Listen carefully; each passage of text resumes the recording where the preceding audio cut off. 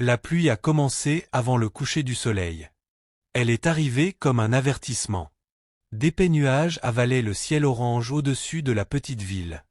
L'air est devenu lourd, chargé, ce genre d'air qui presse la poitrine et rend la respiration volontaire. Amara se tenait dans l'arrière-cour, retirant les vêtements de la corde avant que la première goutte ne tombe. Le vent fouettait sa robe délavée contre ses jambes tandis que le tonnerre éclatait dans le ciel. Elle se dépêchait, pliant les tissus humides dans une bassine en plastique. À l'intérieur de la maison, la voix de sa tante perça la porte en bois. « Amara, où est mon thé ? » « J'arrive, » répondit-elle, équilibrant la bassine sur sa hanche. Elle était toujours en train d'arriver, toujours en train de courir, toujours en train de répondre. À 22 ans, Amara vivait dans cette maison depuis 6 ans. 6 ans depuis l'accident. 6 ans depuis que des phares et des freins qui crissent avaient emporté ses 2 parents en une nuit brutale. Elle se souvenait encore du couloir de l'hôpital, de l'odeur d'antiseptique, du médecin qui évitait son regard. Elle avait 16 ans, serrant l'écharpe de sa mère, attendant que quelqu'un dise que ce n'était pas vrai. Personne ne l'a fait. Son oncle s'était avancé, posant une main lourde sur son épaule. « Tu resteras avec nous », avait-il dit. Elle avait cru que c'était de la gentillesse. Ça ne l'était pas. La pluie s'est mise à tomber violemment au moment où elle entra dans la cuisine. L'eau frappait le toit en zinc assez fort pour faire trembler la vaisselle. Sa tante était assise à la petite table, faisant défiler son téléphone, les lèvres pincées. « Mon thé est froid », lança-t-elle sans lever les yeux. « Je viens de le faire », dit Amara doucement. « Tu discutes avec moi ? » ?»« Non, ma. » Amara retourna vers la cuisinière pour le réchauffer. Ses gestes étaient prudents. Tout ce qu'elle faisait dans cette maison devait être prudent. Trop lente, paresseuse. Trop rapide, négligente. Trop silencieuse, suspecte. Trop bruyante, irrespectueuse. Il n'existait aucune bonne version d'elle ici. Son oncle était assis dans le coin, journal ouvert, faisant semblant de lire. Il intervenait rarement. Son silence était un langage qu'elle comprenait trop bien. Le thé fut réchauffé. Elle le posa doucement devant sa tante. Sa tante prit une gorgée et soupira dramatiquement. Les factures d'électricité augmentent. La nourriture est chère. Et toi, tu manges comme si tu apportais quelque chose. Amara baissa les yeux. Elle travaillait à temps partiel dans un petit atelier de couture en ville, mais la majeure partie de son argent servait aux dépenses de la maison. Elle ne gardait que des pièces juste assez pour acheter du savon, parfois du pain. « Je peux essayer de trouver plus de travail », proposa-t-elle. Sa tante rit un rire sec, sans humour. « Avec quelle qualification ? Tu as à peine terminé le secondaire. » Les mots faisaient mal parce qu'ils étaient à moitié vrais. Après la mort de ses parents, terminer l'école avait déjà été un miracle. Des études supérieures ? Impossible. La pluie devenait plus forte. Sa tante repoussa soudain la tasse. « Tu es trop vieille pour être encore ici. » Les mots ne s'imprimèrent pas tout de suite. « Quoi ? » demanda Amara doucement. « J'ai dit, tu es trop vieille. 22 ans. Tu comptes rester ici pour toujours ? » Son oncle bougea, mais ne parla pas. « Je pensais, » balbutia Amara. « J'aide ici. »« Tu aides ?» ricana sa tante. « Tu manges. Voilà ce que tu fais. » La pièce sembla rétrécir. Le tonnerre paraissait plus proche. Sa tante se leva brusquement et marcha vers le couloir. Quand elle revint, elle portait un petit sac de voyage usé. Le cœur d'Amara chuta. « Ce n'est pas. »« Si » coupa sa tante. « Fais tes affaires. » La pluie frappait plus fort comme si le ciel lui-même protestait. « Où vais-je aller » murmura Amara. « Tu es adulte. Débrouille-toi. » Son oncle parla enfin, la voix basse. Peut-être la laisser jusqu'au matin. Il pleut. Le regard de sa tante le réduisit immédiatement au silence. Si elle reste ce soir, elle restera pour toujours. Quelque chose changea en Amara. Pas de colère. Pas de panique. Juste de la clarté.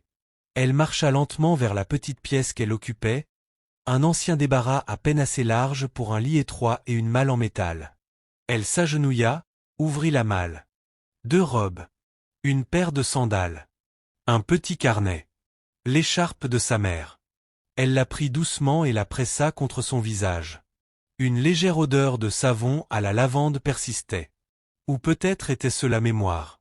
Désolée, murmura-t-elle, sans savoir si c'était pour partir, pour survivre ou pour ne pas avoir été plus forte. Quand elle revint dans le salon, son sac était prêt. Sa tante ouvrit la porte. Un vent froid entra, projetant la pluie sur le sol. Amara hésita non pas parce qu'elle croyait qu'il l'arrêterait, mais parce que franchir cette porte signifiait qu'il n'y aurait pas de retour. Son oncle évita son regard. Sa tante croisa les bras. Alors Amara entra dans la tempête. La porte se referma derrière elle avec un déclic final. La pluie engloutit tout. En quelques secondes, ses cheveux collèrent à son visage. Sa robe fine se gorgea d'eau, lourde contre sa peau. L'eau remplit ses sandales tandis qu'elle descendait la route boueuse, loin de la seule maison qu'elle avait connue depuis la mort de ses parents. Elle ne pleura pas tout de suite. Le choc est miséricordieux ainsi. La ville semblait différente la nuit. Les ombres s'étiraient. Les lampadaires clignotaient faiblement. La plupart des maisons étaient sombres. Personne n'ouvrirait sa porte à une fille trempée sans endroit où aller. Elle continua de marcher. Chaque pas était incertain, mais rester immobile était pire. Après 20 minutes, les larmes arrivèrent. Elles se mêlèrent à la pluie, indistinguables. J'essaie, murmura-t-elle. Vraiment. Un éclair fendit le ciel, illuminant brièvement la route. Vide. Son estomac grogna.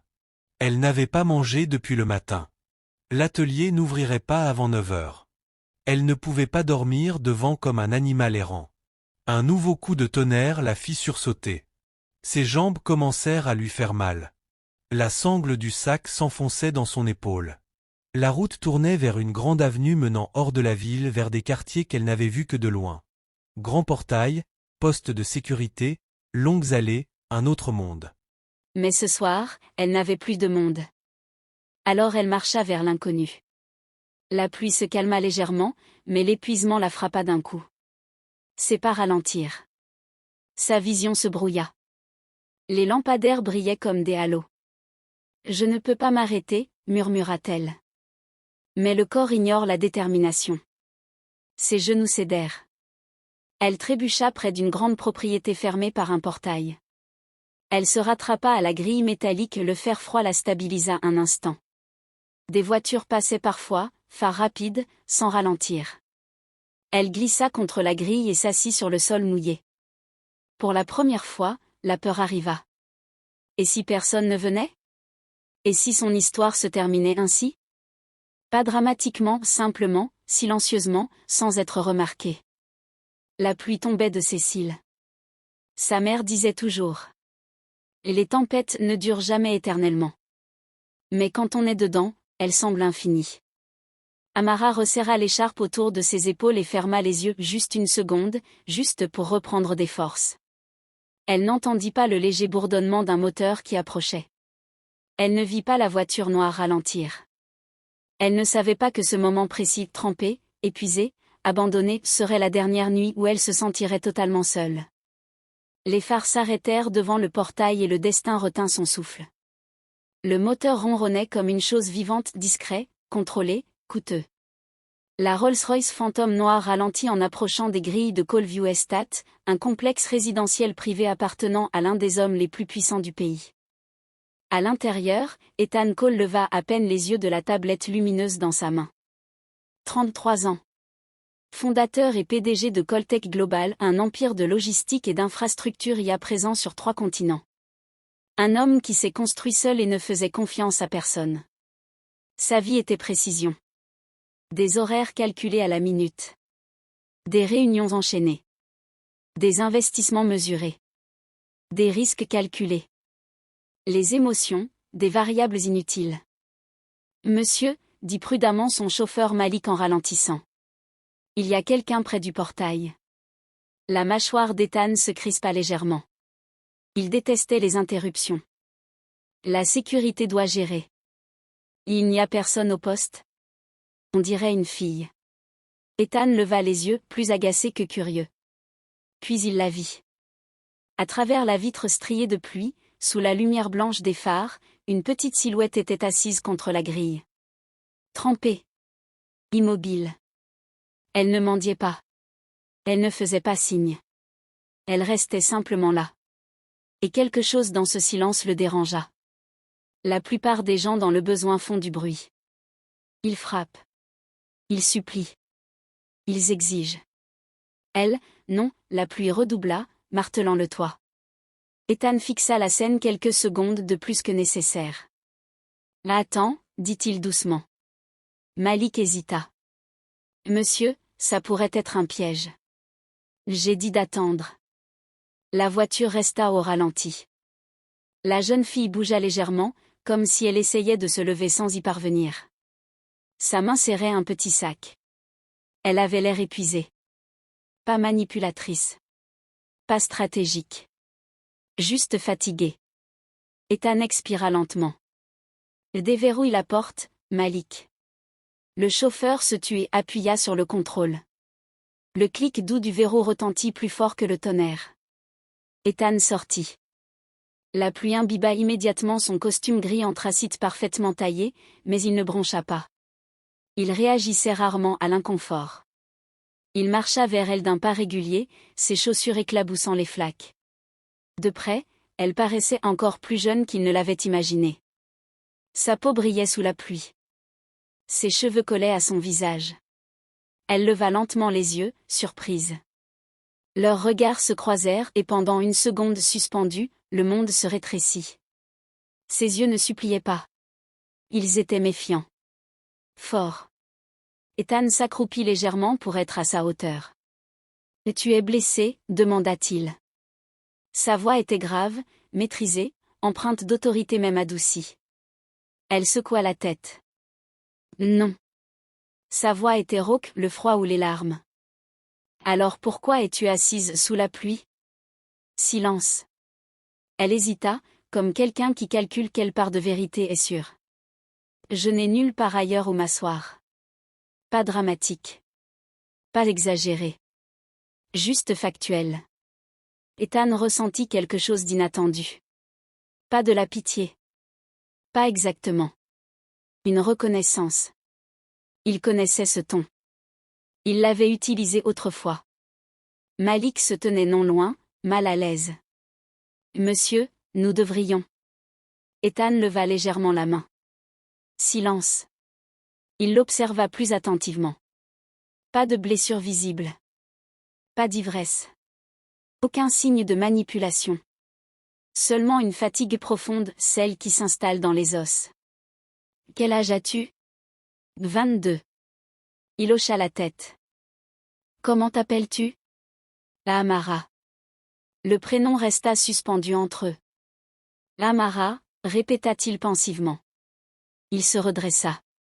La pluie coulait le long de sa tempe. Tu ne peux pas rester ici. Elle baissa les yeux. Je sais. Où vas-tu? Je ne sais pas encore. Encore cette honnêteté stable. La plupart des gens auraient inventé quelque chose. Pas elle. Derrière elle, les grilles de la propriété commencèrent à s'ouvrir automatiquement, répondant au signal de sécurité de la voiture. Amara se décala instinctivement. Elle pensa qu'il partait. Peut-être qu'il partait. Ethan se tourna vers la voiture, puis s'arrêta. Il la regarda de nouveau. Elle avait baissé les yeux, prête à se lever et continuer vers l'inconnu. Quelque chose en lui résistait à l'idée de partir. Cela n'avait aucun sens. Réunion du conseil à 8 heures. Lancement produit dans 3 jours. Investisseurs attentifs à chaque mouvement. Il ne s'arrêtait pas pour des inconnus sous la pluie. Pourtant, il était là. Il sortit une carte de visite noire élégante de la poche intérieure de sa veste et la lui tendit. Elle la regarda, sans la prendre immédiatement. Ce n'est pas de la charité, dit-il avant qu'elle ne se méprenne. Elle releva les yeux. J'ai une entreprise en ville.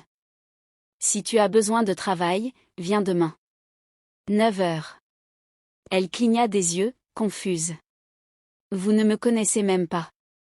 Je sais que tu ne m'en dis pas. La phrase la surprit. Il ajouta. Et tu n'as pas demandé d'aide. Une lueur passa sur son visage. Peut-être de la fierté. Elle prit lentement la carte. Ses doigts frôlèrent les siens. Tu as froid? Il ignora l'étrange sensation qui traversa ce bref contact. Coltech Global, lut-elle doucement. Ses yeux s'agrandirent lorsqu'elle reconnut le nom. Même elle connaissait cette entreprise. Tout le monde la connaissait. Elle transformait presque la logistique en Afrique de l'Ouest. Elle releva les yeux vers lui, incrédule. Vous êtes Ethan Cole. Il ne répondit pas. Il n'en avait pas besoin. Un nouveau coup de tonnerre éclata.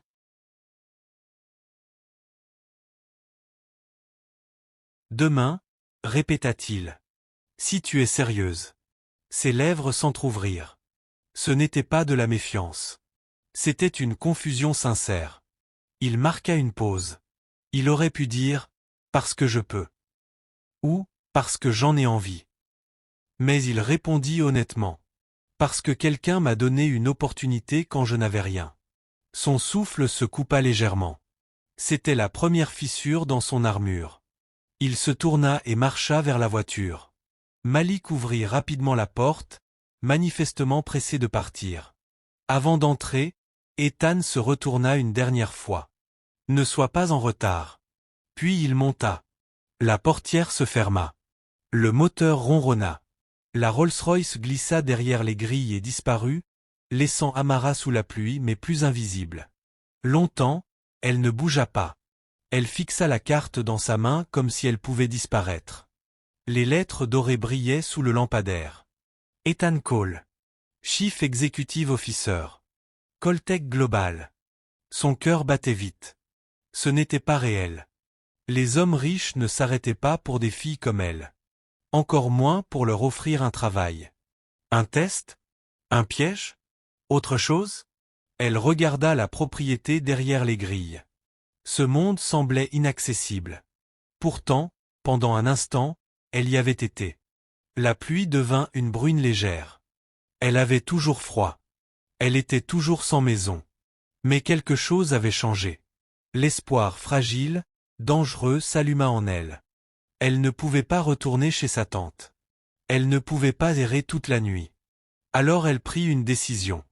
Elle marcherait jusqu'à la ville. Plus d'une heure à pied. Mais elle avait déjà marché davantage.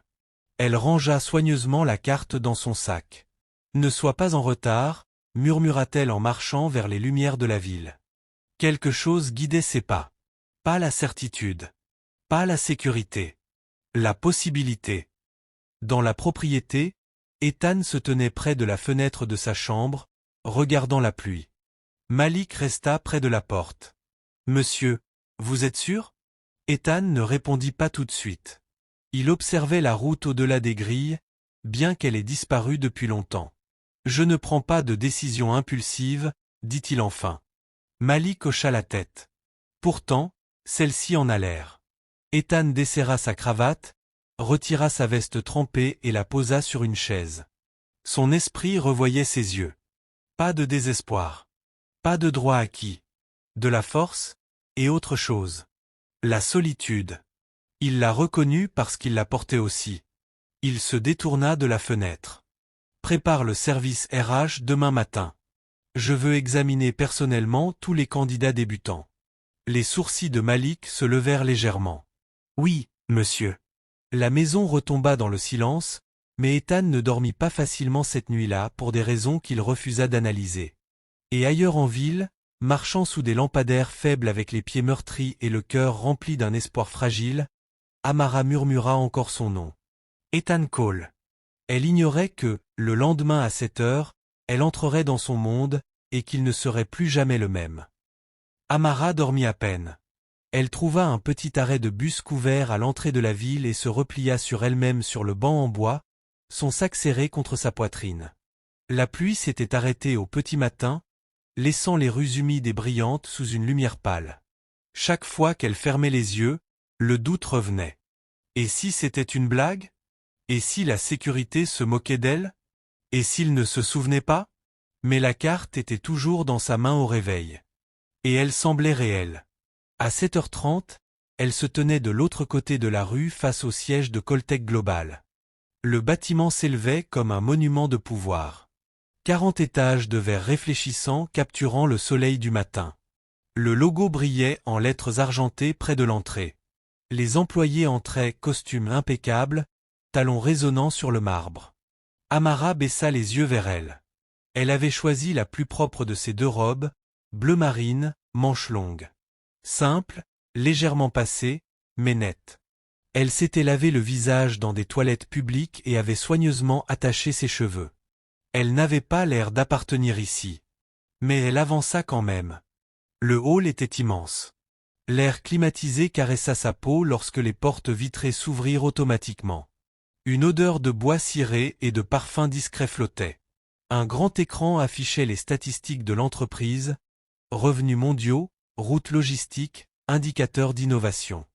Les gens se déplaçaient avec assurance. Amara se sentit à nouveau invisible. Elle s'approcha de la réception, le cœur battant. La réceptionniste élégante, tresse impeccable, leva brièvement les yeux. « Oui, je suis venu voir monsieur Ethan Cole. » Les sourcils de la femme se levèrent. « Avez-vous un rendez-vous » Amara hésita, puis posa lentement la carte noire sur le comptoir. « Il m'a dit de venir à 9 heures. » La réceptionniste examina la carte. Et quelque chose changea dans son expression. « Votre nom » Amara. Elle tapa rapidement quelque chose sur son ordinateur. Ses yeux se relevèrent, cette fois avec curiosité. « Veuillez vous asseoir. » Amara cligna des yeux. C'était tout. Pas de rejet. Pas de rire. Elle s'assit sur une chaise en cuir, serrant son sac contre elle. L'horloge murale avançait vers 9 heures. Son estomac se nouait. À l'étage, dans un bureau d'angle surplombant toute la ville, Ethan Cole examinait les rapports du matin sans réellement se concentrer. Il était arrivé plus tôt que d'habitude. Plus tôt que nécessaire. À 8h58, il regarda sa montre. À 9 heures exactement, son téléphone de bureau vibra. « Monsieur » dit la voix de son assistante. « Il y a une jeune femme ici, Amara. » Pause. Elle dit que vous lui avez demandé de venir. Ethan ne laissa rien paraître dans son ton. Envoyez-la en salle de conférence B. Oui, monsieur. Il raccrocha et ajusta ses boutons de manchette. Il se répéta que c'était une simple évaluation. Une opportunité offerte. Rien de plus. Amara suivit un employé junior dans un large couloir bordé de bureaux vitrés. Partout, des gens tapaient, présentaient, négociaient. De grands écrans affichaient des cartes mondiales parcourues de points lumineux. L'endroit semblait vivant. Important. La salle de conférence B était élégante et intimidante. Longue table en chêne, baies vitrées du sol au plafond, fauteuil en cuir. Elle resta près de la porte, mal à l'aise. Quelques instants plus tard, la porte s'ouvrit. Ethan entra. Aujourd'hui, il portait un costume bleu marine qui semblait taillé pour l'autorité. Son expression était maîtrisée, impénétrable. Mais lorsque ses yeux se posèrent sur elle, quelque chose s'adoucit, à peine perceptible, mais réel. « Tu es à l'heure. » Je ne voulais pas être en retard. « Bien. » Il lui indiqua la chaise en face de lui. « Assieds-toi. » Elle obéit. Sous la lumière du jour, elle paraissait différente de la veille. Toujours fatiguée, mais plus stable. Il posa ses mains sur la table. « Parle-moi de toi. » La question pesa plus qu'elle ne s'y attendait. Elle ne voulait pas tout raconter. Mais elle ne mentit pas. Mes parents sont morts il y a 6 ans. Je vis avec des proches. J'ai travaillé dans un atelier de couture. Je n'ai pas de diplôme. Elle soutint son regard. Mais j'apprends vite. Ethan l'observa attentivement. Pas d'embellissement. Pas de mise en scène. Juste la vérité. Quelles compétences as-tu ? Je suis organisée. Je me souviens des détails. Je n'abandonne pas facilement. Il faillit sourire à la dernière. Ce n'est pas une compétence mesurable. Ça m'a permis de survivre. Sa réponse calme le surprit. Il se pencha légèrement en arrière. Pourquoi devrais-je t'embaucher ? Elle inspira lentement. Parce que je ne gâcherai pas cette chance. La réponse resta suspendue entre eux. La plupart parlaient d'ambition, d'argent, de carrière. Elle parlait de ne pas gaspiller une opportunité. Ethan se leva. Viens avec moi. Il la conduisit vers l'espace principal des opérations. Les employés levèrent les yeux, surpris de le voir marcher aux côtés d'une jeune femme simplement habillée. Il s'arrêta près d'un groupe de bureaux. Assieds-toi ici.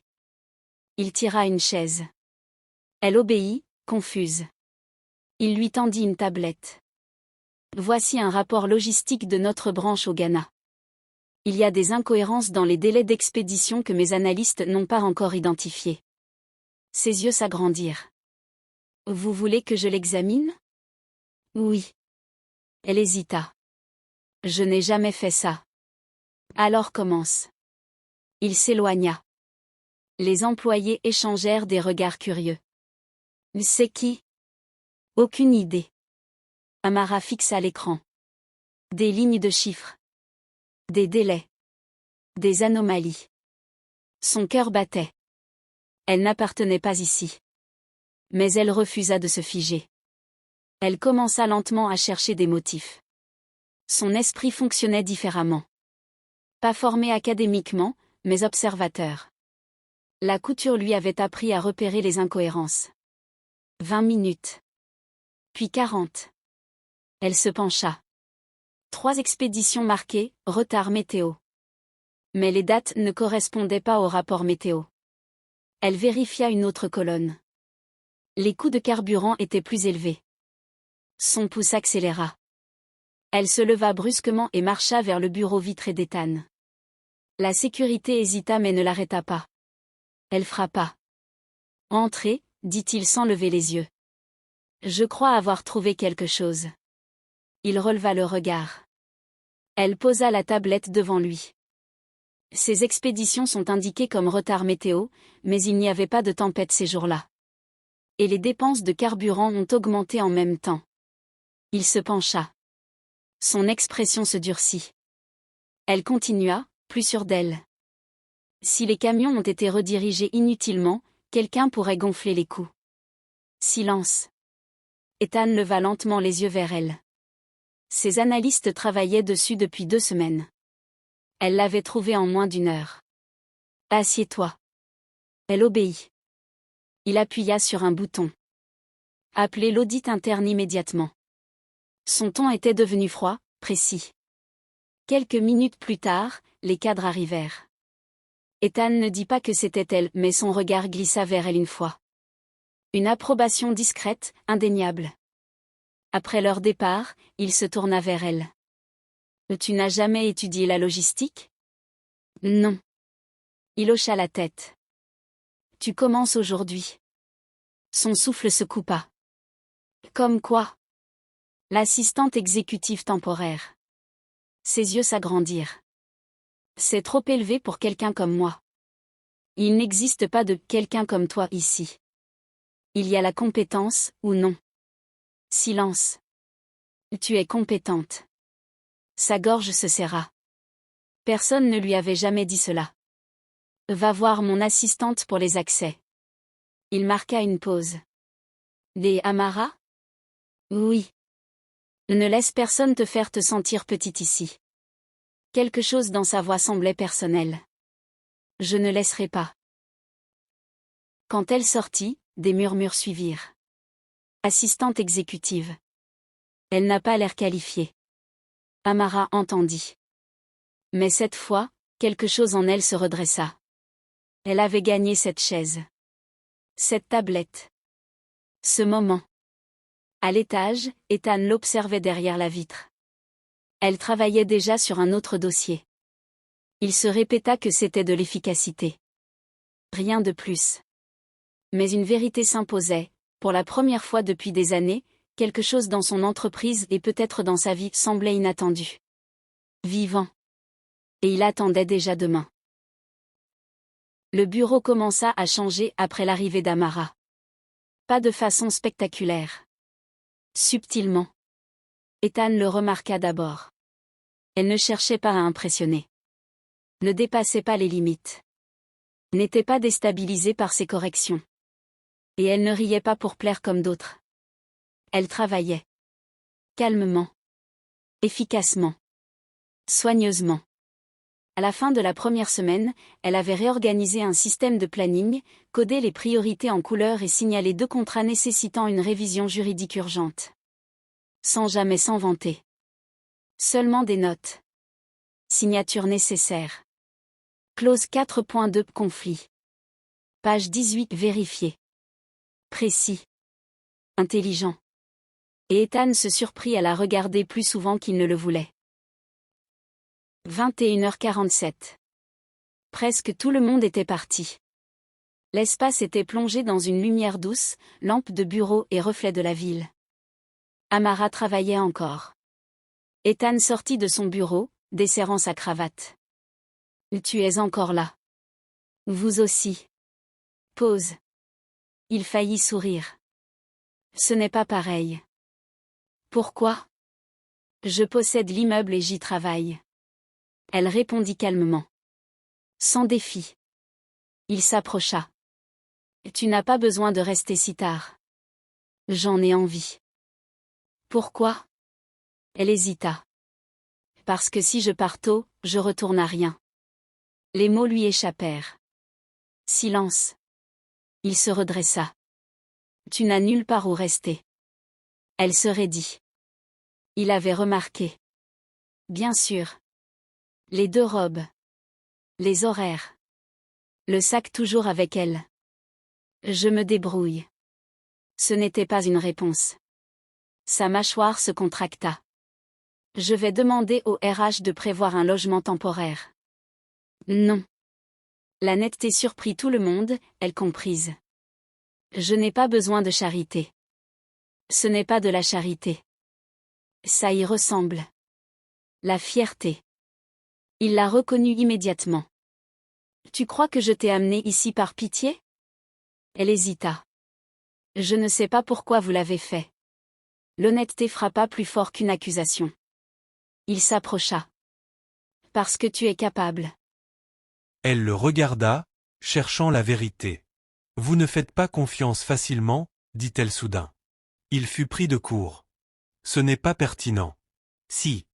Il croisa les bras. Explique. Elle se leva. À hauteur égale maintenant. Vous observez tout le monde. Même sans parler. Vous analysez. Vous ne riez pas complètement. Vous ne vous détendez pas. Vous ne laissez personne s'approcher. L'air changea. On l'avait appelé intimidant. Stratégique. Impitoyable. Jamais, fermé. Tu me connais depuis une semaine. Et j'observe bien. Ce qu'il savait vrai. Un grondement lointain de tonnerre rappela la nuit de leur rencontre. Tu te trompes, dit-il finalement. Elle inclina légèrement la tête. Vraiment ? Sa mâchoire se crispa. Tu fais trop facilement confiance.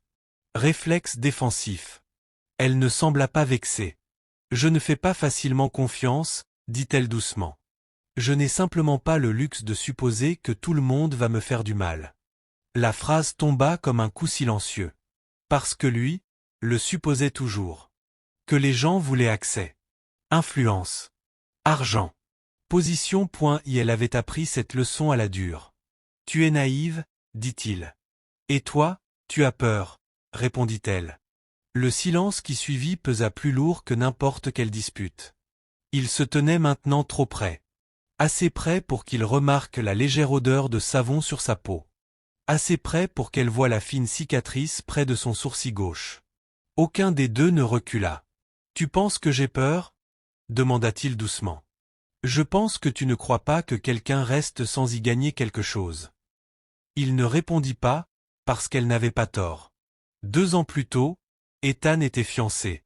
Elle s'appelait Vanessa, belle, charismatique, ambitieuse. Il l'avait rencontrée lors d'une conférence d'affaires à Londres. Elle admirait sa détermination. Il admirait son intelligence, du moins le croyait-il. 3 mois avant leur mariage, il découvrit qu'elle divulguait des informations confidentielles à un concurrent en échange d'options d'achat d'actions. Pas parce qu'elle avait besoin d'argent, mais parce qu'elle voulait du pouvoir. Quand il l'avait confrontée, elle n'avait pas nié. Ce n'est que du business, Ethan. Cette phrase avait scellé quelque chose en lui, définitivement. L'amour était une faiblesse. La confiance était un risque. L'émotion était une responsabilité. Depuis, il gardait les gens à des distances calculées. Les employés étaient des ressources. Les partenaires étaient des contrats. Les sentiments étaient des distractions. Jusqu'à maintenant. Jusqu'à ce qu'une fille en robe bleu marine se tienne dans son bureau et voie à travers lui. « Tu ne connais pas mon histoire, dit-il finalement. « Tu ne connais pas la mienne non plus, répondit-elle doucement. La tension s'adoucit. Quelque chose dans son ton n'était pas combatif. C'était compréhensif. Il la regarda plus attentivement. « On t'a mise à la porte, dit-il à voix basse. Sa gorge se serra. « Oui. Et pourtant tu es toujours debout. » « Oui. » Il hocha la tête une fois. « Je respecte ça. » L'aveu était rare. Précieux. Son expression devint plus chaleureuse. « Je n'ai pas besoin d'être sauvée, dit-elle. Je n'essaie pas de te sauver. Alors qu'est-ce que tu essaies de faire ? Il hésita. Cette question semblait plus dangereuse qu'elle n'aurait dû. J'essaie de m'assurer que le talent ne soit pas gaspillé, répondit-il. Une réponse sûre, professionnelle mais pas entièrement vraie. Elle soutint son regard un moment de plus, puis recula légèrement, brisant la proximité chargée. Je vais terminer ces rapports et partir, dit-elle. Il la regarda se rasseoir. La tension diminua, mais ne disparut pas. Alors qu'il se tournait pour retourner dans son bureau, elle parla de nouveau. Ethan. Il s'arrêta. Oui. Tu n'es pas obligé de supposer que tout le monde te trahira. La sincérité calme dans sa voix le troubla plus que n'importe quelle accusation. Il ne répondit pas. Il ne pouvait pas. Il retourna dans son bureau et ferma la porte en verre, mais ne s'assit pas tout de suite. Il resta là, regardant les lumières de la ville. Elle l'avait déstabilisé, et il n'aimait pas être déstabilisé. Cette nuit-là, alors qu'Amara quittait le bâtiment, la sécurité l'arrêta doucement. Mademoiselle Samara. Oui. Monsieur Cole a organisé un logement temporaire à proximité. Politique de l'entreprise pour le personnel exécutif. Sa poitrine se serra. Il a précisé qu'il s'agit d'un protocole, pas d'une charité. Elle fixa l'enveloppe qu'on lui tendait. Une carte clé. Une adresse. Il ne lui avait pas imposé de l'aide. Il l'avait reformulée. Il avait respecté sa fierté. Un léger sourire effleura ses lèvres malgré elle. À l'étage, Ethan se tenait de nouveau près de la fenêtre. Il la regarda traverser le parking. Cette fois, elle n'avait pas l'air perdue. Elle avait un but. Il se dit que c'était une responsabilité. Du leadership. Rien de personnel. Mais alors que le tonnerre grondait doucement dans le ciel, il sentit quelque chose d'inconnu se fissurer le long des murs qu'il avait soigneusement construits autour de lui. Et pour la première fois depuis des années, il se demanda ce que cela ferait de laisser quelqu'un entrer. L'invitation arriva un mardi après-midi. Enveloppe crème épaisse, dorure en relief, gala privé de charité pour le Westbridge Innovation Fund, un événement réunissant investisseurs, politiciens, dirigeants internationaux et médias. Amara la posa soigneusement sur le bureau d'Ethan. « Vous êtes attendu samedi à 19h, dit-elle professionnellement.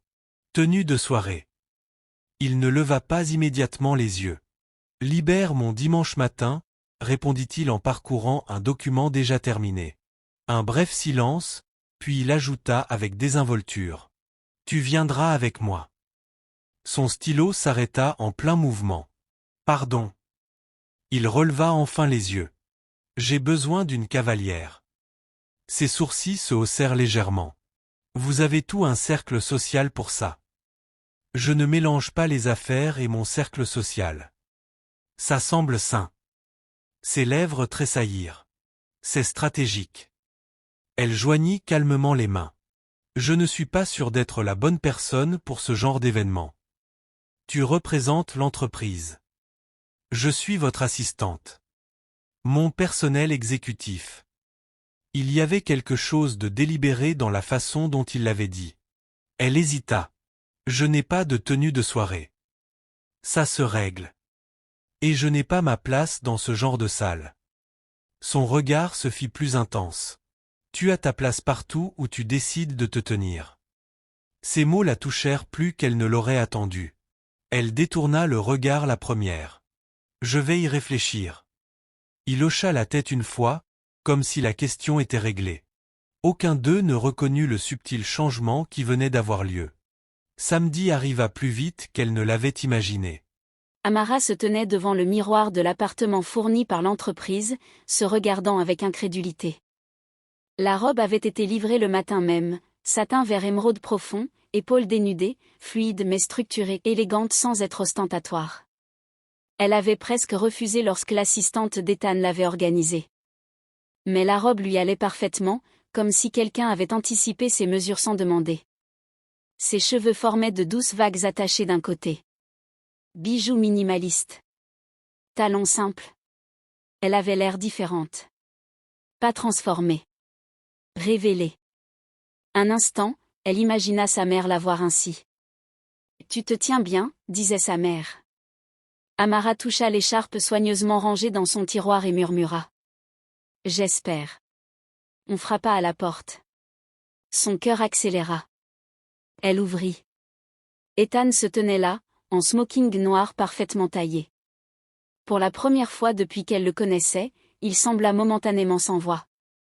Il l'avait vue en robe bleu marine, dans la lumière du bureau, derrière des écrans, mais ce soir, elle avait l'air d'avoir toujours appartenu aux salles illuminées par des lustres. Son regard passa de son visage à la robe puis revint, pas déplacé, mais indéniablement conscient. « Vous êtes en retard » dit-elle doucement, brisant le silence. Sa mâchoire se resserra légèrement, reprenant son calme. « Ah oui. 2 minutes. » Un léger sourire apparut. Inacceptable. Il lui tendit le bras. « On y va ?» Elle glissa sa main dans le creux de son coude, et quelque chose d'électrique passa entre eux. Le gala se tenait au Grand Méridien Hotel, au centre-ville. Lustre de cristal, sol en marbre, quatuor à cordes près de l'entrée. Les flashs crépitèrent lorsque des personnalités arrivèrent sur le tapis rouge. Quand Ethan sortit de la voiture, les photographes appelèrent immédiatement son nom. « Ethan, par ici. »« Monsieur Cole. » Il sortit calmement, comme toujours. Puis il se tourna et tendit la main à Amara. Lorsqu'elle apparut, l'atmosphère changea non parce qu'elle était spectaculaire, mais parce qu'elle portait une grâce discrète. Des murmures commencèrent aussitôt. Qui est-elle ? Ce n'est pas Vanessa. Sa nouvelle petite amie ? Ethan sentit qu'elle se raidissait légèrement à ses côtés. Il se pencha subtilement. Reste stable. Je suis stable, murmura-t-elle. Et elle l'était. À l'intérieur, la salle de bal scintillait sous la lumière dorée. Les serveurs circulaient avec des coupes de champagne. Les conversations bourdonnaient. Plusieurs dirigeants s'approchèrent immédiatement. Ethan, ravi de te voir. Résultat impressionnant ce trimestre. Il la présenta simplement. Voici Amara. Aucun titre. Aucune explication. Juste son nom.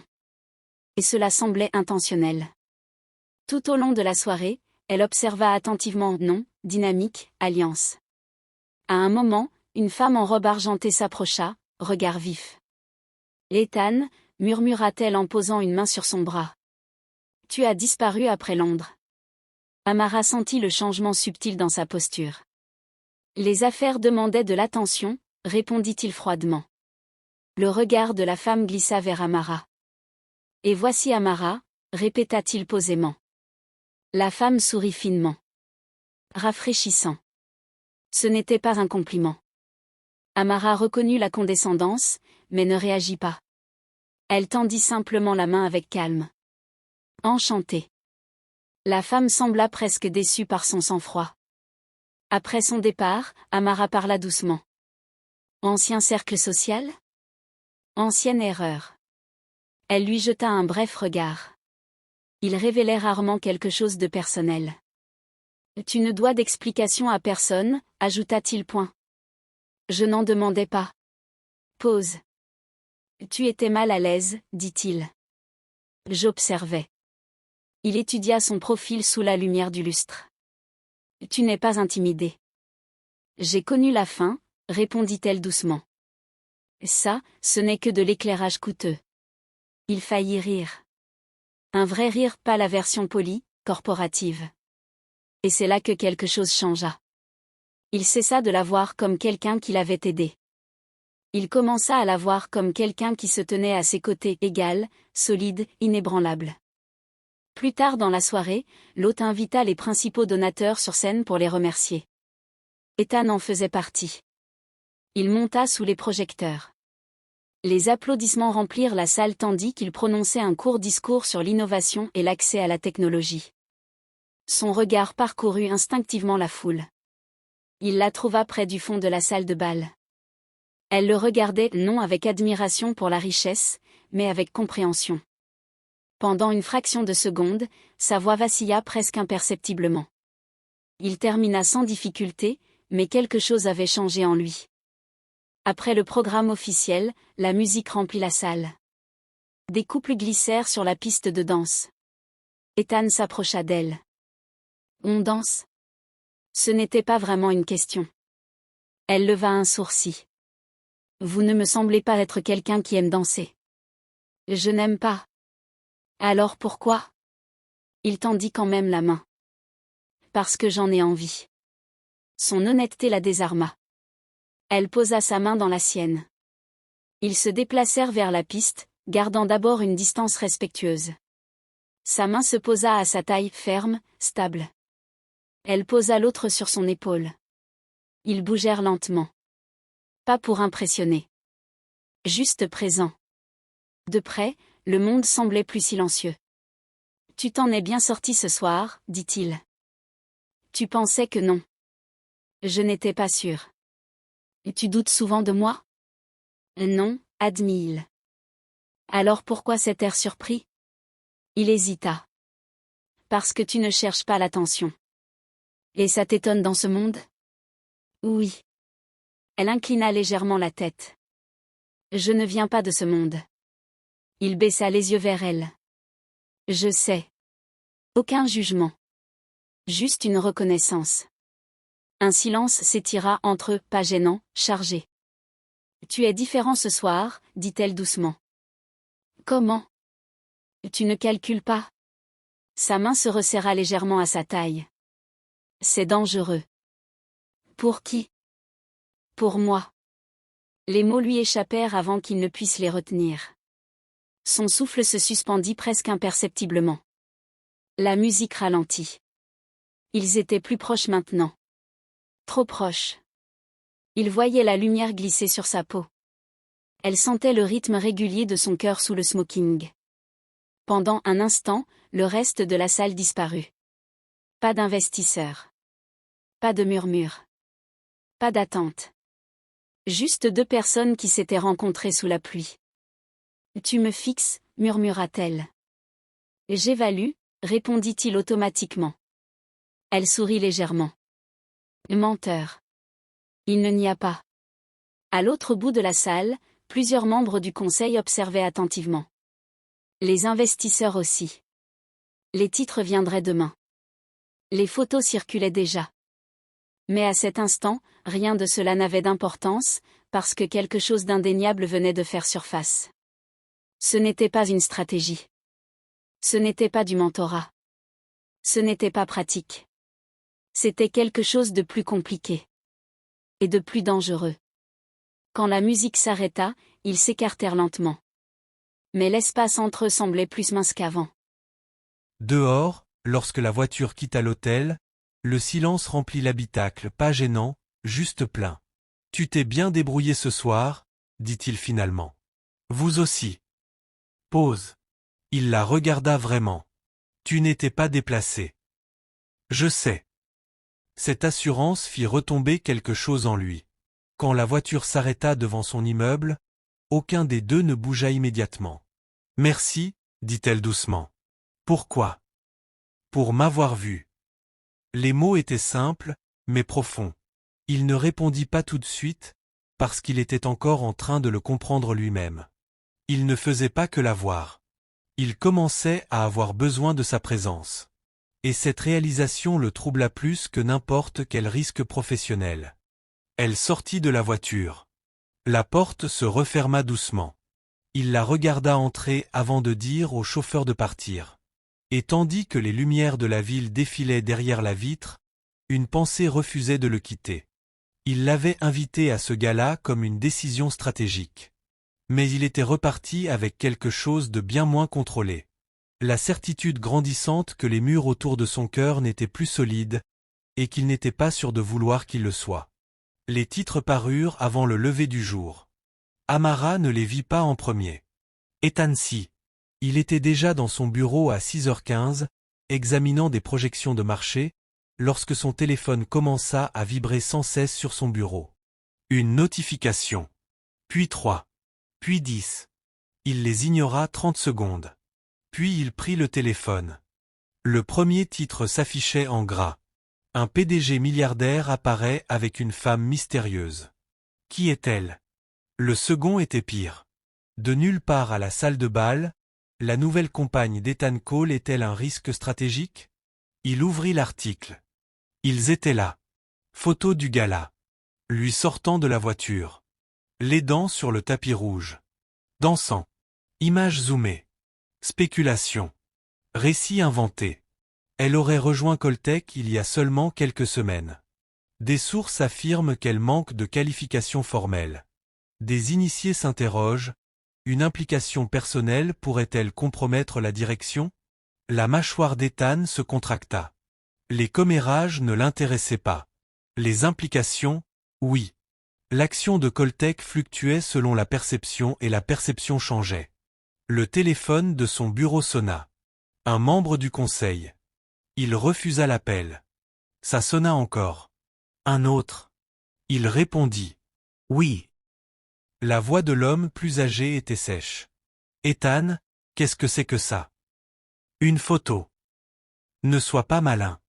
Les investisseurs posent des questions. Et elle travaille pour toi. Oui. Conflit d'intérêts. Non. Pause. Tu es certain? Je ne prends pas de décision incertaine. Silence. Tu devras répondre à ça. Je le ferai. Il raccrocha. Amara le vit en arrivant au bureau. 2 employés juniors chuchotaient près des ascenseurs. Leur conversation s'arrêta quand elle approcha. Elle sentit immédiatement le changement. Les regards plus longs. Les sourires plus fins. À son bureau, son écran était déjà rempli de notifications. Son estomac se noua. Elle ouvrit le premier lien. Sa photo occupait l'écran. Son nom n'apparaissait pas seulement « femme mystérieuse ». Mais l'implication était claire, non qualifiée, inconnue, peut-être opportuniste. Sa poitrine se serra. La pièce sembla plus petite. De vieux sentiments remontèrent. Ceux de la maison de sa tante. Tu n'as pas ta place ici. Tu prends une place qui n'est pas la tienne. Elle ferma l'onglet lentement. Respirer. Elle pouvait gérer les murmures. Elle avait connu pire. Mais ce n'était pas une conversation de cuisine. C'était la presse nationale. Son téléphone vibra. Un numéro connu. Elle refusa. Il vibra encore. Elle l'éteignit. La porte s'ouvrit. Ethan se tenait là. Il avait déjà lu les articles. Déjà anticipé les conséquences. Leurs regards se croisèrent. Tu as vu? Dit-il. Oui. Pause. Ça va. La question la surprit. J'ai survécu à pire que des titres. Il entra, fermant la porte derrière lui. Ce n'est pas une question de commérage. Le conseil va faire pression. Pourquoi? Pour mettre de la distance. Le mot pesa lourd. Elle se redressa légèrement. Tu devrais leur en donner. Son regard se durcit. Je n'ai pas dit que je le ferais. Mais tu devrais, répondit-elle doucement. Ça affecte ton entreprise. C'est mon entreprise et j'y travaille. L'air se tendit. Il s'approcha de son bureau. Tu crois que je t'ai amené ici pour te jeter au premier signe de pression? Elle avala sa salive. Non.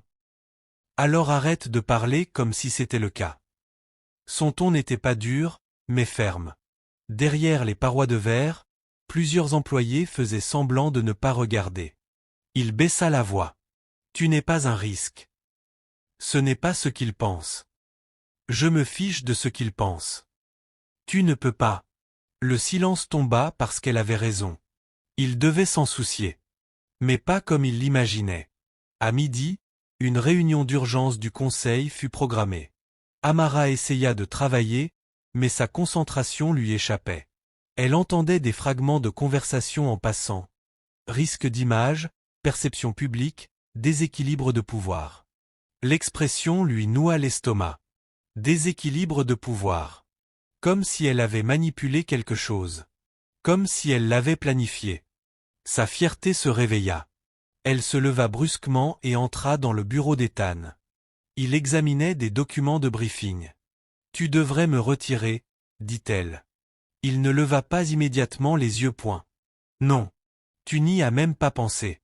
Moi si. » Sa poitrine se serra. « Et, j'ai décidé de ne pas le faire. » Elle fit un pas vers lui. « Cette entreprise compte pour toi. » « Oui. Et moi, je compte moins. » Ses yeux se levèrent brusquement. « Ne termine pas cette phrase. »« Pourquoi ?» demanda-t-elle doucement, en défi. « Parce que c'est faux. » Silence. Il contourna lentement son bureau. « Tu crois que je ne vois pas ce que tu as fait ici ?» Elle ne répondit pas. « Tu as augmenté l'efficacité opérationnelle de 12% en 3 semaines. Tu as réorganisé mon agenda exécutif. Tu as détecté une fraude que mes analystes n'avaient pas vue. » Il s'arrêta devant elle. « Tu n'es pas ici à cause de moi. Tu es ici parce que tu es compétente. » Sa gorge se serra malgré elle. « Et s'ils exigent que je me retire ?» murmura-t-elle. Il soutint son regard. « Alors ils peuvent exiger. » La certitude dans sa voix stabilisa quelque chose en elle, mais la peur restait. « Je ne veux pas être la raison pour laquelle tu perds quoi que ce soit, » dit-elle doucement. Il répondit sans hésiter. « Tu n'es pas la raison pour laquelle je perds. Tu pourrais être la raison pour laquelle je gagne. » Les mots restèrent suspendus entre eux. Dangereux. Honnête. Avant qu'il puisse parler davantage, son assistante frappa. Le conseil est prêt. La salle du conseil était plus froide que d'habitude. Longue table brillante, 10 membres seniors, écran affichant des indicateurs financiers. Mais aujourd'hui, le sujet n'était pas le profil, c'était la perception. Un membre se pencha. Ethan, le récit médiatique suggère une implication personnelle avec une employée, et cela soulève des questions de jugement. Mon jugement a augmenté la valeur de cette entreprise de 4 cents% en 5 ans. Ce n'est pas la question. Alors clarifiez la question. Une femme au bout de la table parla. La question concerne la dynamique de pouvoir, la confiance du public, l'idée qu'une personne sans référence se retrouve soudain en proximité exécutive. Sa mâchoire se tendit légèrement. Elle a mérité sa position. Selon vous. Selon les indicateurs de performance. Des regards s'échangèrent. Un autre membre parla prudemment. Nous recommandons une prise de distance. Réaffectation. Transition discrète. Silence. Ethan croisa calmement les mains. Non. Le mot était doux mais définitif. La pièce se figea. Vous êtes prêt à risquer la perception du marché ? Je suis prêt à défendre le mérite. Ce n'est pas ainsi que fonctionnent les médias. Ce n'est pas ma préoccupation. Tension. Vous êtes émotionnellement impliqué, dit quelqu'un à plat. L'accusation resta suspendue. Ethan ne broncha pas. Ma vie personnelle n'interfère pas avec mes décisions opérationnelles. Ce n'était pas un démenti. Son regard se durcit. Ce n'était pas censé en être un. Silence. Il se leva lentement. Si les investisseurs remettent en question mon leadership parce que je refuse d'écarter une employée compétente à cause de rumeurs, alors ils ne comprennent pas cette entreprise. Pause. J'ai construit Coltech sur l'innovation et l'équité. Pas sur la peur. Personne ne répondit. Il détenait les parts majoritaires. L'autorité finale. La réunion se termina sans décision. Mais le message était clair. Il avait choisi. À l'extérieur, Amara se tenait près de la fenêtre, faisant semblant de consulter sa tablette. Elle leva les yeux quand la porte s'ouvrit. Il s'approcha. « Qu'est-ce qui s'est passé ?» demanda-t-elle doucement. « J'ai dit non. » Son souffle se coupa. « Tu n'étais pas obligé. »« Si. » Des employés observaient. Il ne baissa pas la voix. Il ne cacha pas sa position. « Tu restes. » Des mots simples. Publics. Intentionnels. Quelque chose se déplaça en elle. Personne ne s'était jamais battu pour elle ainsi, surtout quand cela coûtait quelque chose. « Je ne sais pas comment te rendre ça, » murmura-t-elle. Son expression s'adoucit. « Tu n'as pas à le faire. » Silence. Puis il ajouta doucement. « Ne les laisse pas te définir. » Ses yeux brillèrent, mais elle retint les larmes. « Je ne le ferai pas. » Et pour la première fois depuis les titres, elle ressentit quelque chose de plus fort que la peur. Elle se sentit choisie, pas sauvée, choisie. Le scandale ne disparut pas du jour au lendemain, mais il cessa de grandir. Les cycles médiatiques changèrent. Les investisseurs passèrent à autre chose. Pourtant, quelque chose avait changé entre Ethan et Amara. Quelque chose qu'aucun article ne pouvait créer et qu'aucun conseil ne pouvait annuler. Il ne prétendait plus que ce n'était que professionnel. Et cette conscience rendait tout plus fragile. Cela commença par de petites choses. Il demanda si elle avait mangé. Elle lui rappela de dormir. Il lui envoya des documents à minuit avec une note, « À revoir quand tu seras reposé ». Elle lui apporta du café sans qu'il demande. 2 sucres. Pas de mousse. Leurs conversations devinrent plus longues. Moins protégées. Plus personnelles. Un soir, longtemps après que le bureau se fût vidé, la pluie recommença à frapper doucement les vitres, pas violentes comme le soir de leur rencontre. Juste régulière. Ethan se tenait près de la fenêtre, veste retirée, manches retroussées. Amara frappa et entra. « Et tu es encore là. »« Toi aussi. » Elle s'approcha avec un dossier. « J'ai terminé les révisions de conformité. » Il le prit sans l'ouvrir. Il la regarda. « Assieds-toi. » Elle obéit. Son ton était différent ce soir. Moins autorité. Plus poids. Les lumières de la ville clignotaient en dessous. « J'ai réfléchi, » dit-il doucement. « C'est généralement dangereux. » Il expira, presque un rire. « Oui. » Silence chargé, pas gênant. Quand j'ai construit cette entreprise, je me suis dit que je ne laisserais jamais rien la compromettre. Elle écouta. Les gens deviennent des risques quand l'émotion brouille le jugement. Et tu n'aimes pas les nuages, dit-elle doucement. Non. Pause. Mais ces derniers temps. Il chercha ses mots. Des mots qu'il n'avait pas l'habitude de dire. Je ne me sens pas confus. Elle ne l'interrompit pas. Je me sens plus clair. Son souffle se suspendit. Il se tourna vers elle. Je ne sais pas quand ça a changé. Peut-être le soir du gala. Peut-être avant. Mais quelque part entre le moment où tu me contredisais sur des erreurs logistiques et celui où tu te tenais dans cette salle comme si elle t'appartenait. Sa voix baissa. J'ai cessé de te voir comme quelqu'un dont j'étais responsable. Son cœur battait fort. Et tu as commencé à me voir comme quoi ? Il répondit doucement. Comme quelqu'un avec qui je ne veux pas construire cette vie sans. Les mots tombèrent lourdement dans l'air. Pas préparé. Pas scénarisé. Juste vrai. Sa poitrine se serra.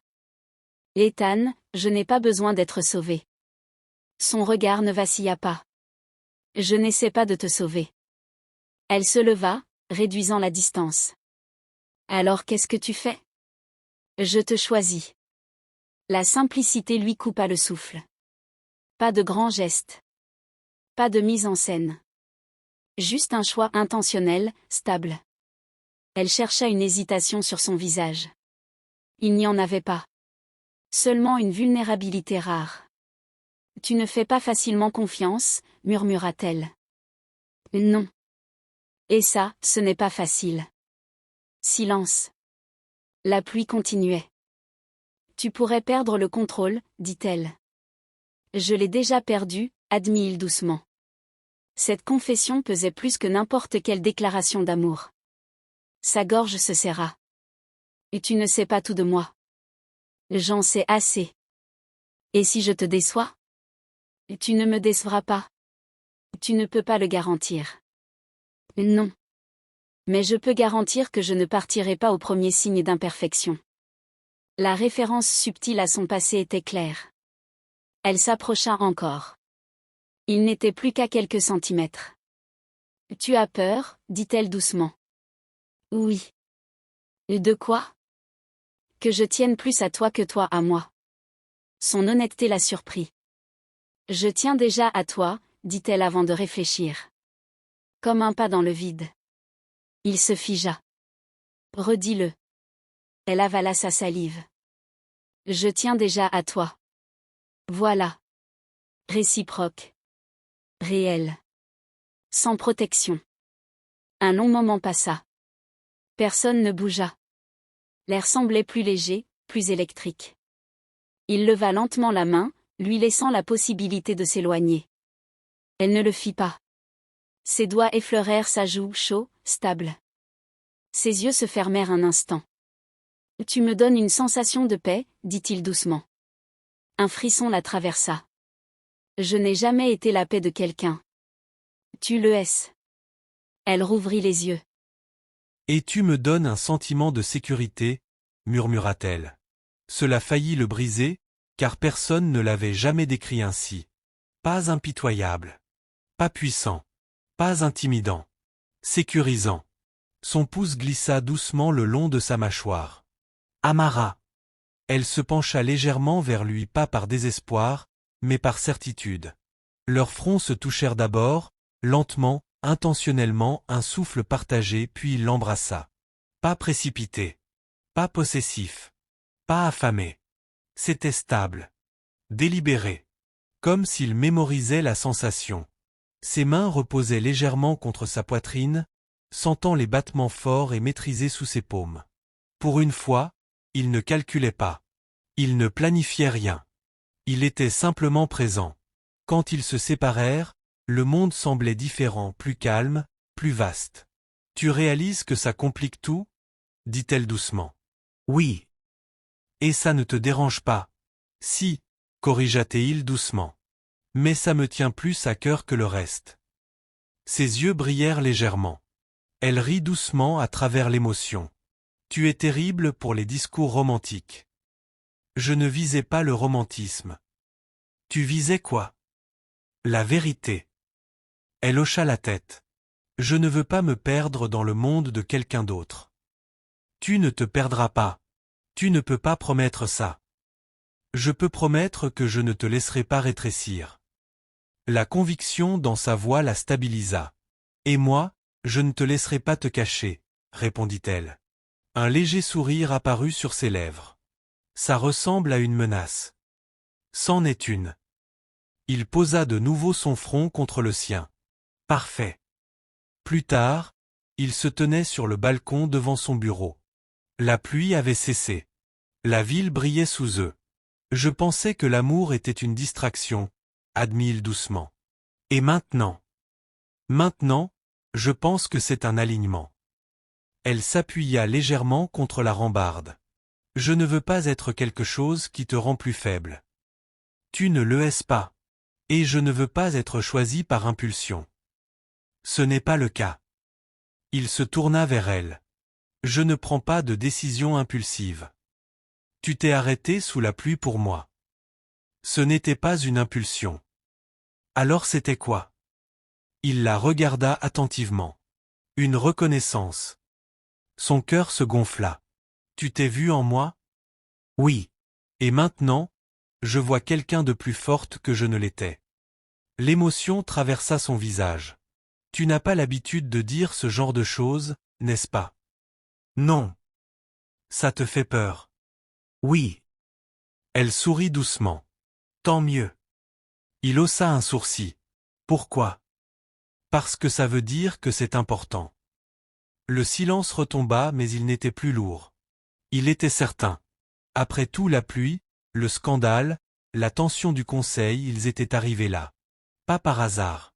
Pas par sauvetage. Par choix. Et le choix est puissant. Il prit sa main, entremêla leurs doigts. Pas de public. Pas de caméra. Juste eux. Je ne sais pas ce que ça va devenir, dit-il doucement. On n'a pas besoin de le savoir maintenant, répondit-elle. Pause. Mais je ne pars pas. Moi non plus. Et pour la première fois depuis la nuit où elle avait été jetée dans la tempête, Amara sentit quelque chose d'inébranlable s'installer en elle. Pas l'espoir. Pas la survie. L'amour. Réel. Mérité. Choisi. Tout commença par un appel qu'elle faillit ne pas prendre. Amara examinait des données d'expédition quand son téléphone personnel, celui que très peu de gens avaient, vibra sur son bureau. Un numéro connu. Elle l'ignora. Il sonna encore. Elle le mit en silencieux. Il sonna une troisième fois. Son estomac se serra. Lentement, elle décrocha et sortit dans le couloir. Allô? Une respiration à l'autre bout. Puis une voix qu'elle n'avait pas entendue depuis des mois. Amara. Sa colonne se raidit. Tante Lydia. Pendant un instant, le couloir sembla flou.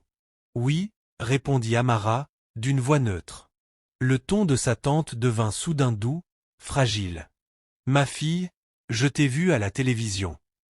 Bien sûr. Les images du gala avaient été diffusées partout. Les articles circulaient encore. Son nom avait finalement été rendu public après l'affaire du conseil. Tu as l'air bien, vraiment bien. Silence. Comment as-tu eu ce numéro? Demanda Amara.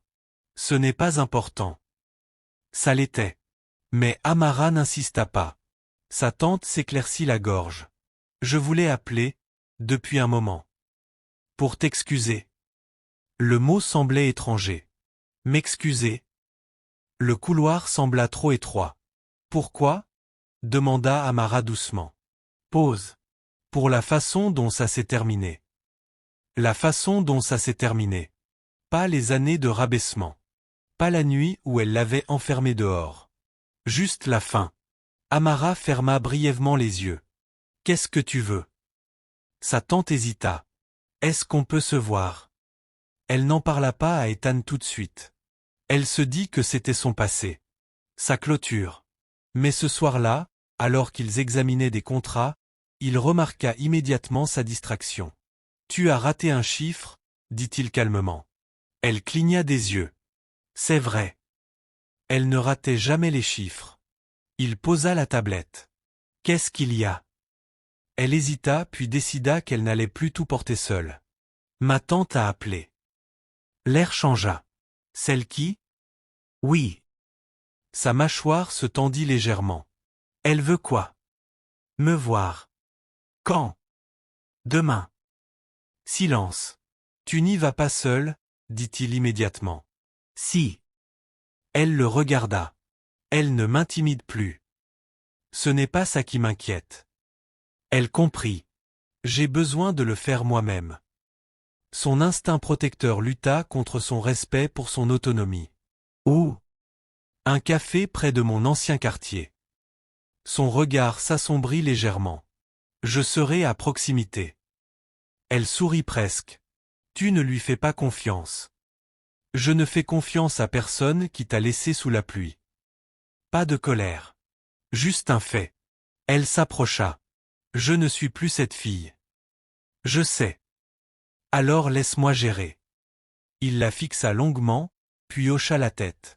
Mais si tu appelles, j'arrive. Je sais. Le café semblait plus petit qu'avant. Le temps rétrécit les lieux qui semblaient autrefois immenses.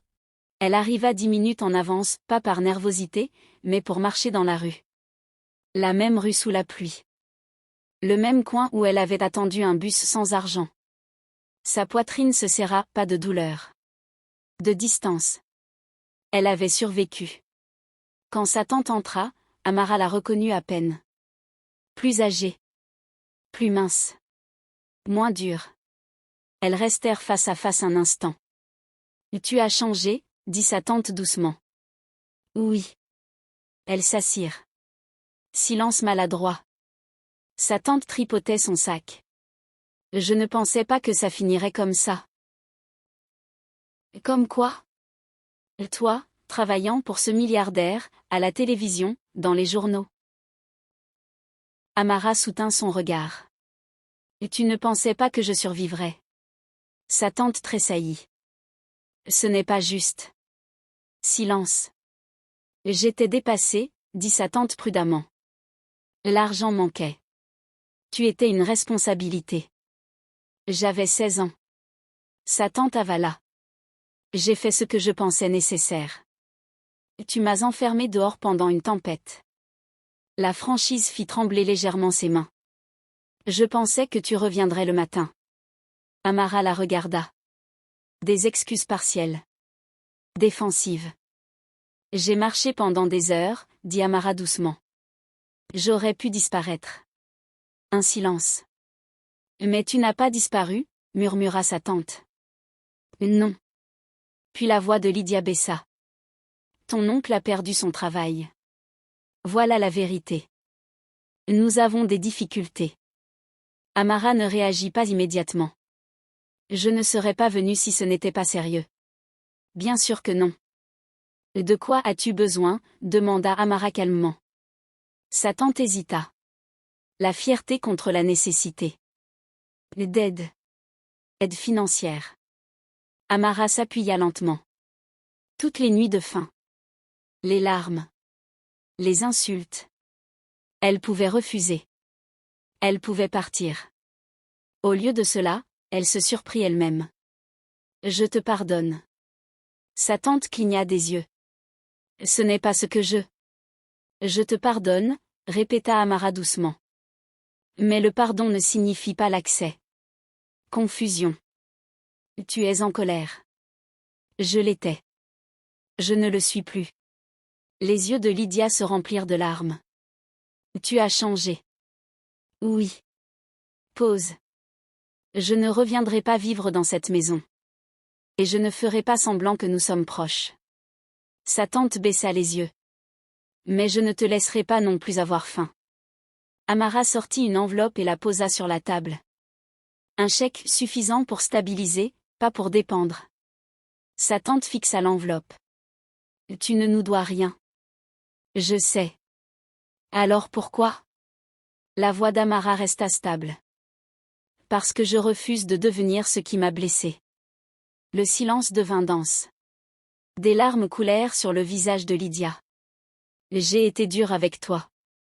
Oui. Je pensais que ça te rendrait plus forte.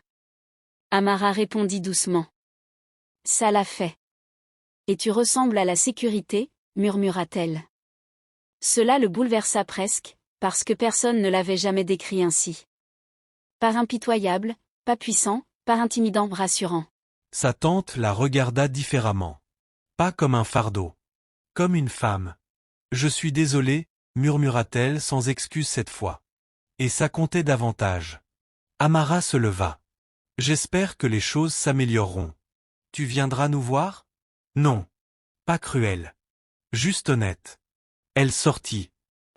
Dehors, Ethan était appuyé contre sa voiture de l'autre côté de la rue.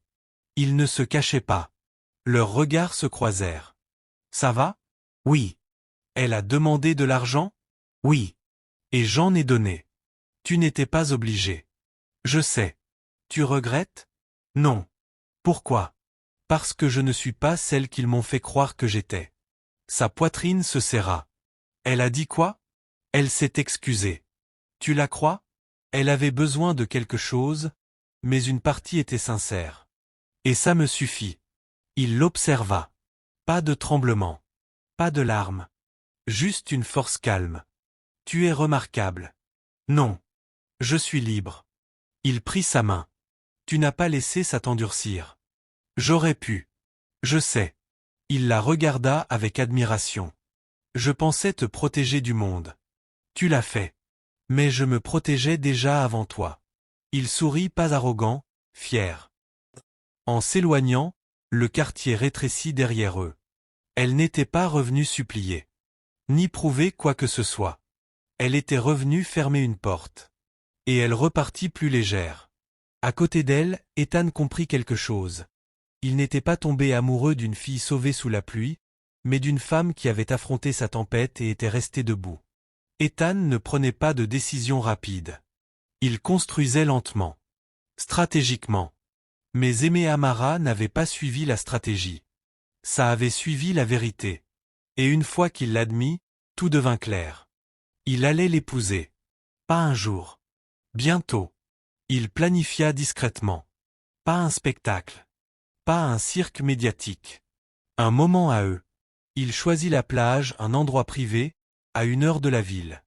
Ciel ouvert. Au infini. Elle avait dit un jour. J'aime les endroits qui semblent plus grands que la peur. L'océan l'était. Samedi soir, il lui proposa de conduire. Elle ne posa pas de questions. Sur la route côtière, le soleil doré s'étirait. Tu es silencieux. Je réfléchis. Dangereux.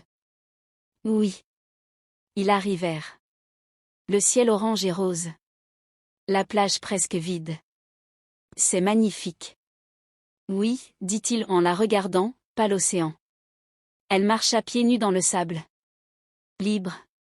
Et il sentit quelque chose s'ancrer, ce n'était pas de l'infatuation. C'était la maison. Ils marchèrent. Tu es différent ces derniers temps. Plus certain. Ça semble sérieux.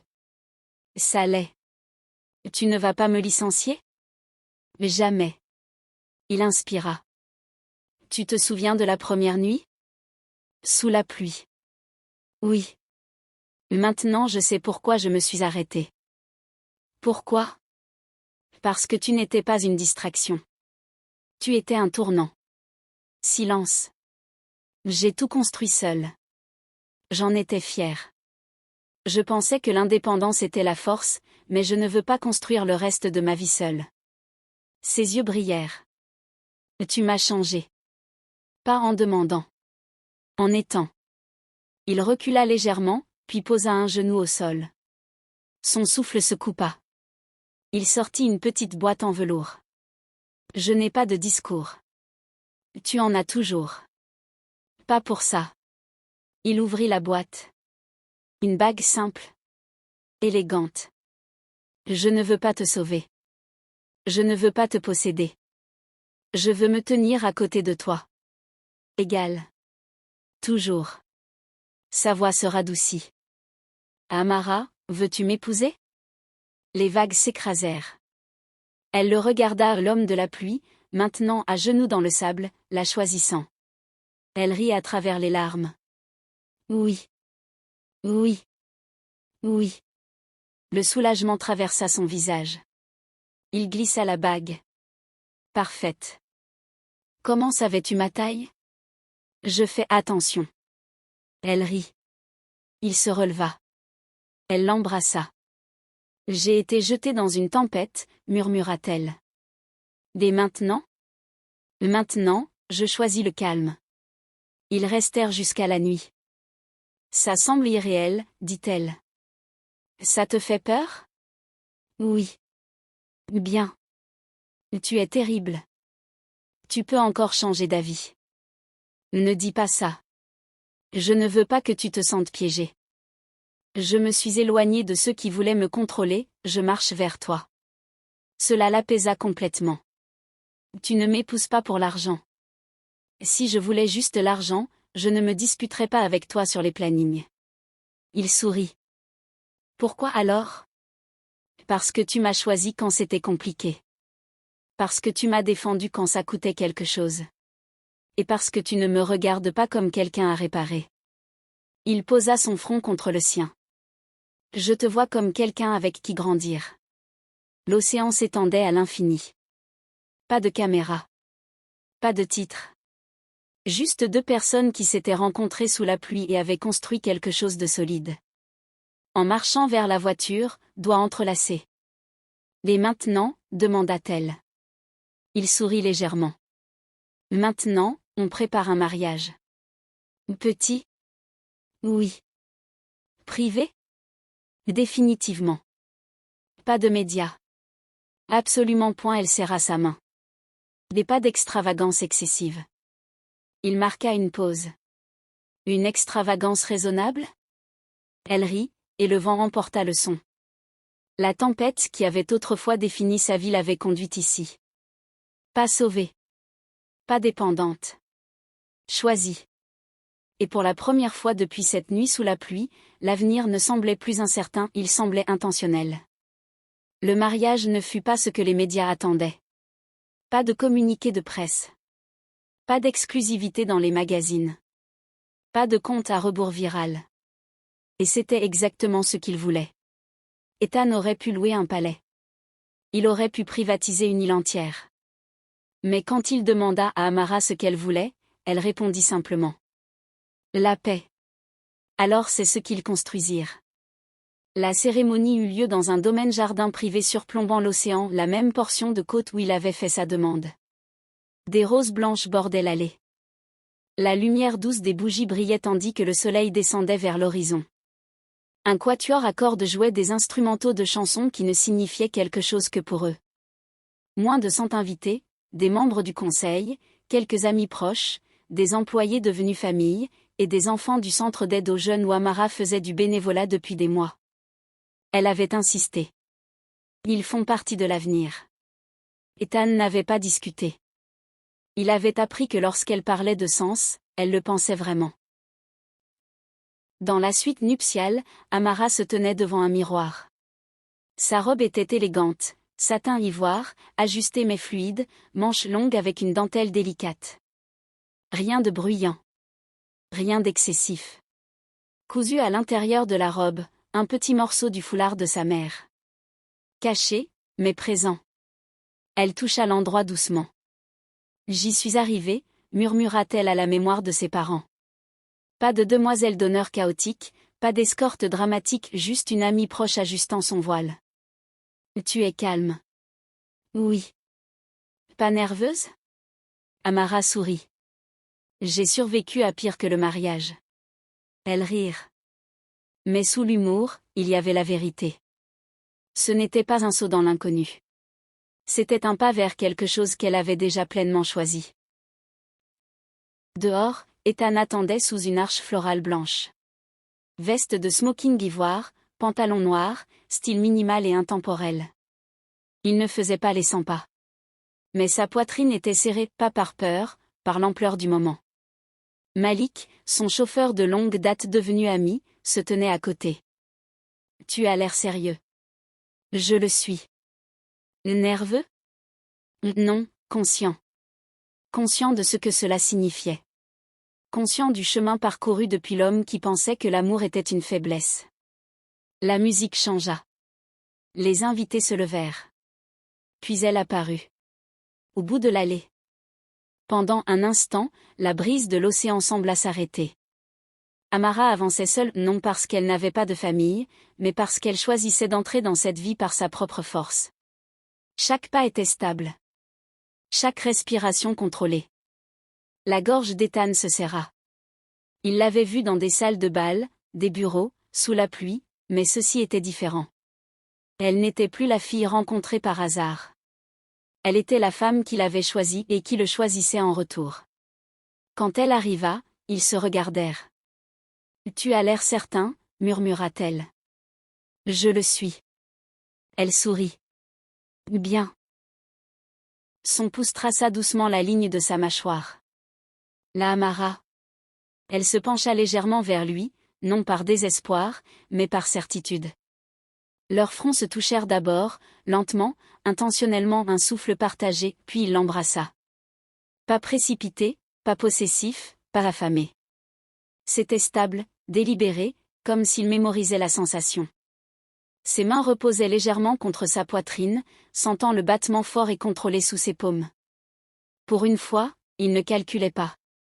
Il ne planifiait pas les résultats. Il était simplement présent. Quand ils se séparèrent, le monde sembla différent, plus calme, plus vaste. « Tu réalises que ça complique tout », dit-elle doucement. « Oui. Et ça ne te dérange pas. » Ça me dérange, corrigea-t-il doucement. Je m'en soucie, mais je me soucie davantage de ça. Ses yeux brillèrent légèrement. Elle rit doucement à travers l'émotion. Tu es terrible pour les discours romantiques. Je ne visais pas le romantisme. Tu visais quoi? La vérité? Elle hocha la tête.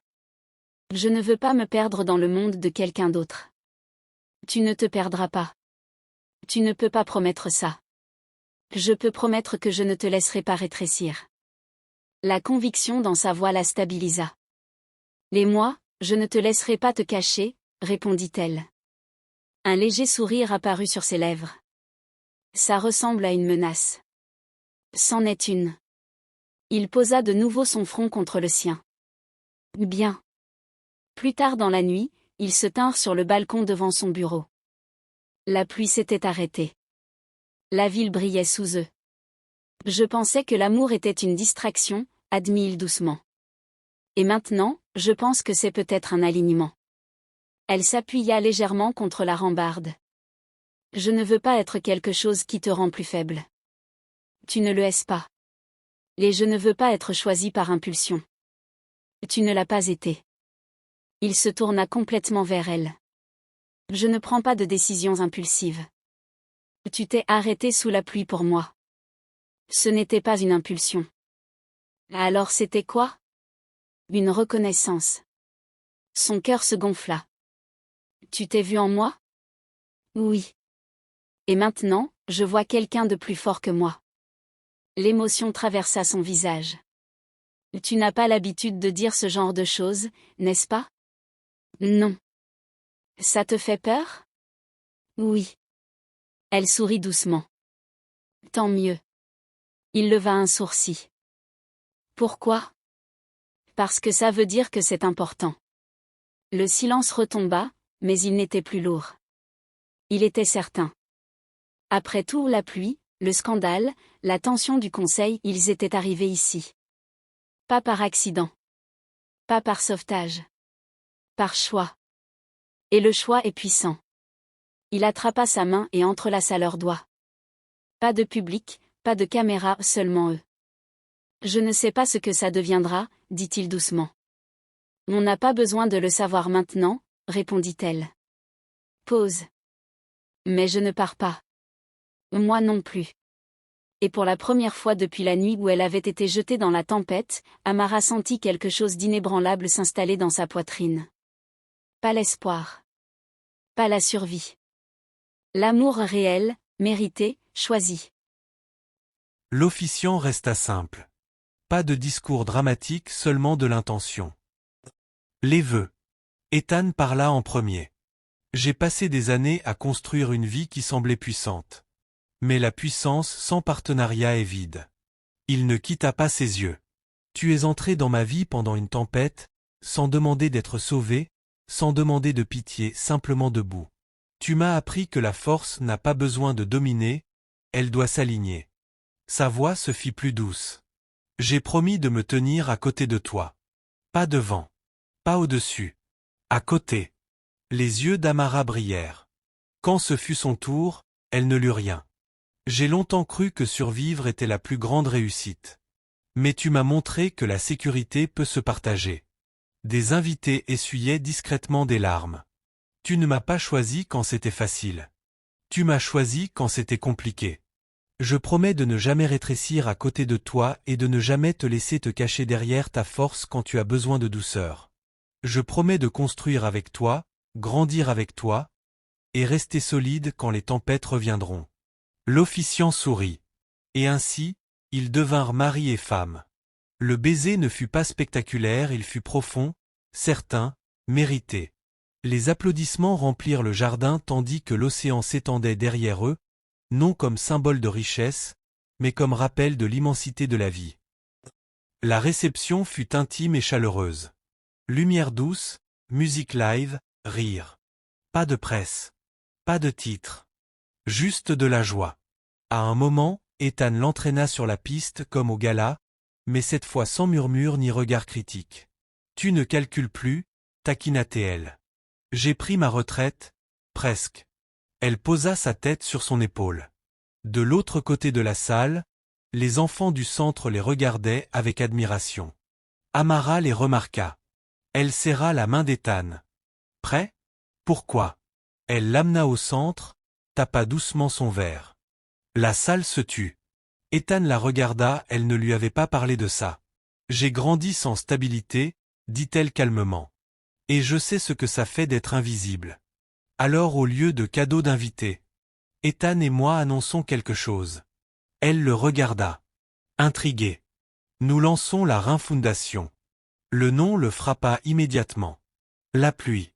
La nuit de leur rencontre.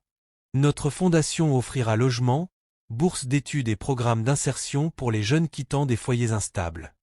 Et nous finançons les 5 premières années en privé. Il cligna des yeux, surpris, puis sourit. Tu as planifié ça. Oui. Tu es remarquable. Elle secoua la tête. Non.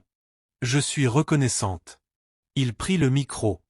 Elle a oublié de dire que le conseil a déjà approuvé le partenariat d'entreprise ce matin. Ses yeux s'agrandirent. Tu savais? Je soupçonnais. Ils échangèrent un regard amusé, aligné. La salle applaudit.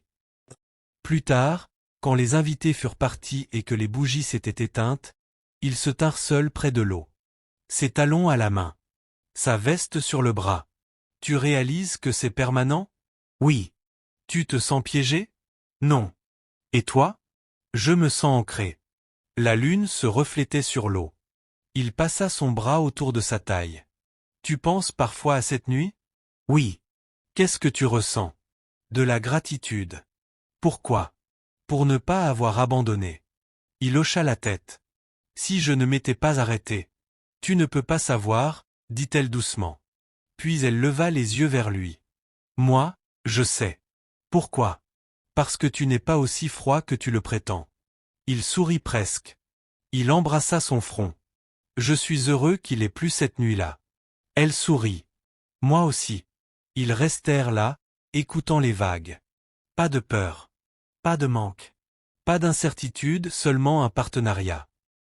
Des années plus tard, la Rhin Foundation deviendrait mondiale.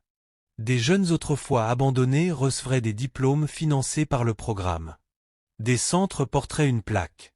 Née d'une tempête, soutenue par l'amour.